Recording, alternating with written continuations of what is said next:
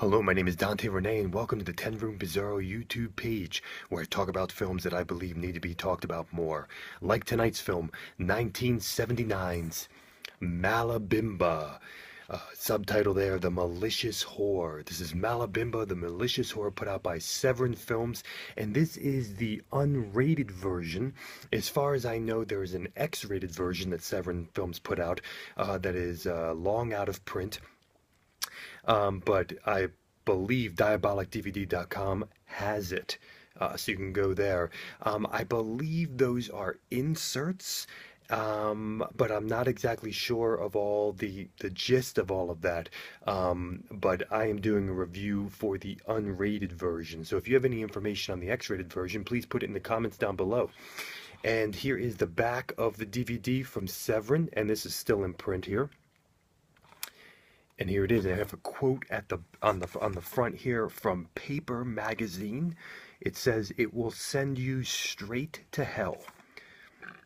And every bit as awesome as it sounds." Fleshbot. So here it is, folks. Malibimba the Malicious Whore from 1979. And this is what we're going to be looking at tonight. I've heard so much about this film on the underground.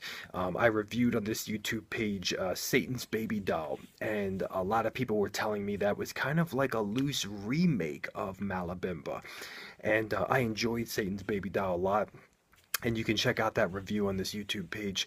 But people were telling me, my friends were telling me, they knew that what I was interested in, and what I've always been interested in. They said, you have to see Malibimba. Especially, you saw Satan's Baby Doll, you have to see Malibimba. So tonight I finally watched it, and what an experience it was. I recognized some actors and actresses from other Italian films during this era, in particular the film Play Motel. I recognized few people. I did not recognize the lead actress at all who's playing Malibimba, or actually Bimba. This is a film that deals with family. It deals with greed. It deals with the supernatural. It deals with possession. And it deals with religion. It deals with repression. And the core of this film is unbridled sexuality, and the enjoyment of that, and the fear of that, and the forms of that, the pleasure, the pain, the ecstasy, and the horror thereof also. This is Malibimba the Malicious Whore, 1979. Let's get into this film.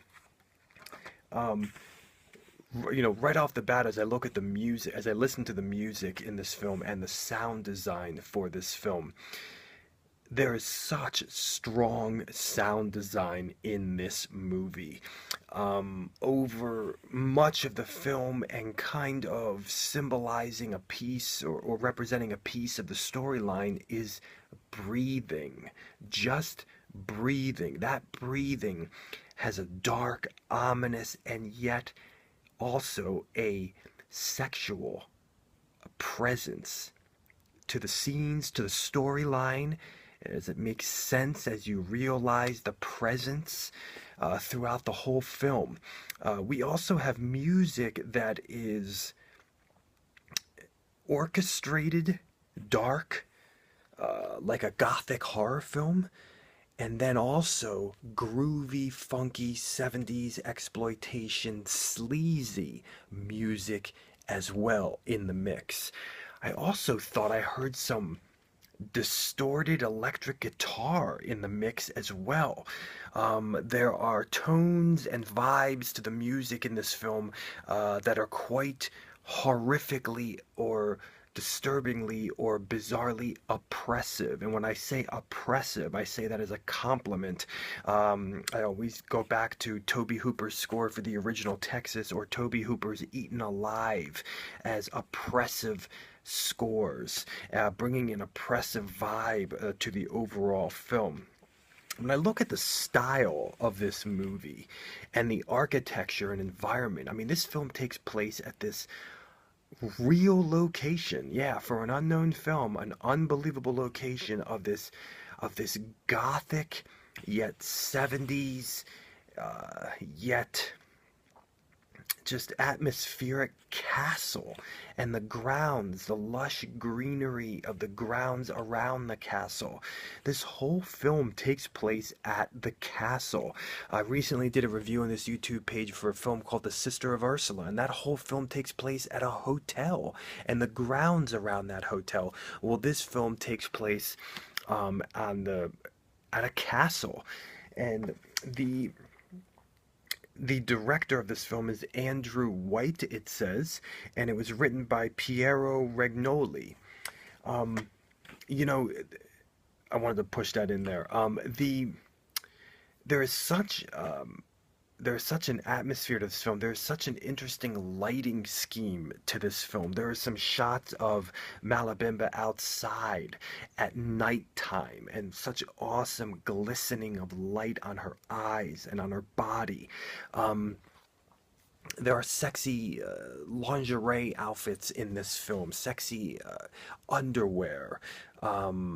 In particular, underwear, panties. That is a huge, huge thing in this film, and the sexual presence of that.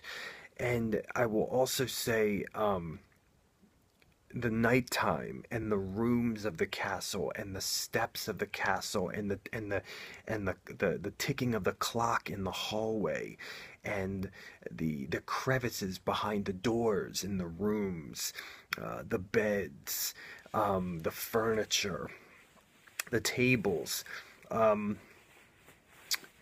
There's imagery of snakes and listening to trees. And this is a film of long stairwells, and there's a gothic vibe to this film, but there's also a strong erotic sexploitation vibe to this film.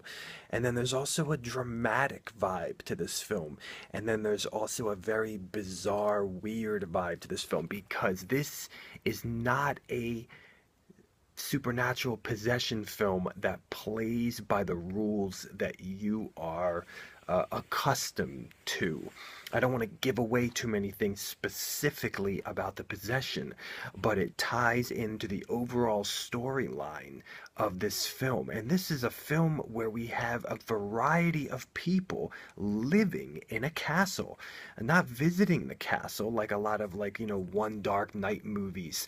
Old, you know, they're living there, and there's a variety of characters there, like Satan's baby doll, where we have a crippled man, we have a woman who's about to be a nun, who's also a nurse, who takes care of this teenage girl, Malibimba, and we have a widower, and we have a woman who's about to be a widow, and we have money and an estate, and there's so many different aspects in here. Now, sexually in this film, very, very, you know, that line between softcore and hardcore, once again, as I'm talking about the unrated version, and very explicit sexually, as we have full nudity, men and women, mostly women, and what we have here is a focus on the panties, a focus on the vagina.